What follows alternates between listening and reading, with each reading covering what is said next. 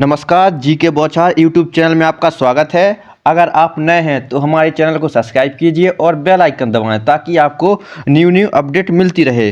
हम आपको बताना चाहते हैं कि सीबीएसई बोर्ड पहले से 1 से 5 तक के लिए और 6 से 8 के लिए सीटेट पेपर करवाती थी, जिसमें 1 to 5 के लिए पेपर फर्स्ट और 6 to 8 के लिए पेपर 2 करवाती थी। ये सब आपको पता है।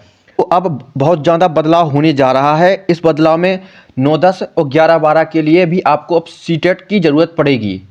तो उसके बारे में हम बताना चाहते हैं, तो आप शुरू से लेकर अंत तक बने रहिएगा। तो ये आज की न्यूज़ आप देख सकते हैं, इसमें लिखा हुआ है अब 12वीं कक्षा तक पढ़ाने के लिए टीईटी ज़रूरी होगा।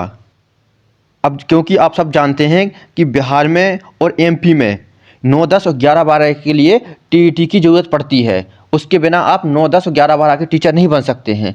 लेकिन यूपी में ऐसा रूल नहीं था। यूपी में सिर्फ क्या होता था कि जैसे कि आपको टीजीटी का फॉर्म भरना है, तो आप अगर आपने बीएड की है तो आप बीएड के बाद डायरेक्ट टीजीटी के टीचर बन सकते थे। लेकिन अब ऐसा नहीं है। अब रूल चेंज हो चुके हैं। आपको 9, 10 और 11, 12 का टीचर बनने के लिए टीईटी की ज़रूरत पड़ेगी। अब ये टीईटी कौन करवाएगा? तो अगला जो नया सत्र स्टार्ट होने वाला है, उस सत्र में आपका जो जुलाई में टीईटी करवाया जाएगा, तो उसमें आपका जो 9, 10 और 11, 12 के लिए टीईटी शामिल रहेगा। क्योंकि आप देख सकते हैं ये न्यूज़ में दिया गया है, जिसको हम आपको पढ़ के बताते हैं। इसमें लिखा हुआ है कि अब 12वीं कक्षा तक पढ़ाने के लिए शिक्षा पात्र परीक्षा टीईटी जरूरी होगी। अभी तक राज्य और केंद्र सरकार के स्कूलों में पहली से 8वीं तक का शिक्षक बनने के लिए टीईटी जरूरी होता था, लेकिन एनईपी 2022 के तहत टीईटी को 9वीं से लेकर 12वीं तक लागू किया जाएगा। खास यह बात है कि सीटेट की तर्ज पर टीईटी को भी उम्र भर के लिए मान्य करने की योजना बनाई है। तो इस जैसे कि आप सबको पता है कि अगर एक बार टीईटी पास कर लेते हैं तो वो लाइफ टाइम के लिए चलती है। इसी प्रकार से 9, 10 और 11, 12 का भी एक टीईटी होना है, जिसमें आप एक बार पास कर लोगे तो वो लाइफ टाइम तक आपका टीईटी चलेगा, इसमें दिया गया है। और अभी हम आपको ऑफिशियल लेटर भी दिखाएंगे। इसका अर्थ यह है, आगे देख सकते हैं आप, इसका अर्थ यह है कि यदि कोई उम्मीदवार एक बार टीईटी पास कर लेता है तो वह उम्र भर के लिए मान्य रहेगा। एनसीटीई के वरिष्ठ अधिकारी के अनुसार केंद्र सरकार के स्कूलों के लिए सीटेट और राज्य के स्कूलों के लिए देख सकते हैं राज्य शिक्षा पात्र परीक्षा, जो जिसे बोलते हैं एसटेट। जैसे अपने यहाँ पर यूपीटेट होता है, इसी प्रकार से यूपीटेट 9, 10 और 11, 12 के लिए एक यूपीटेट अलग से करवाया जाएगा। ये देख सकते हैं। सामान्य रूप से इसे हम टीईटी बोल सकते हैं। देख सकते हैं इसमें लिखा हुआ है राष्ट्रीय शिक्षा नीति 2020 के तहत पर स्कूली शिक्षा संरचना को 4 चरणों में देख सकते हैं फाउंडेशनल, प्री, देख सकते हैं आगे मिडिल और सेकेंडरी में विभाजित किया गया था, जिसके तहत शिक्षा की गुणवत्ता में सुधार के लिए ये सब किया जा रहा है, ताकि 12वीं तक शिक्षा का जो गुणवत्ता है उसमें सुधार किया जा सके। तो अब सभी राज्यों में सबसे पहले केंद्र में जो 9, 10, 11, 12 के लिए टीईटी की ज़रूरत पड़ती है। कई परीक्षाओं में ऐसा होता है कि 9, 10 का टीचर बनने के लिए आपको बीएड की ज़रूरत पड़ती थी, लेकिन बीएड डायरेक्ट 9, 10 का फॉर्म भर सकते थे टीचर बनने के लिए। लेकिन अब 9, 10 का जो टीचर बनना है बीएड वालों को, तो 9, 10 के लिए पहले उनको केंद्र का और जो राज्य में भी अब टीईटी लागू होने वाला है तो उसको देना पड़ेगा।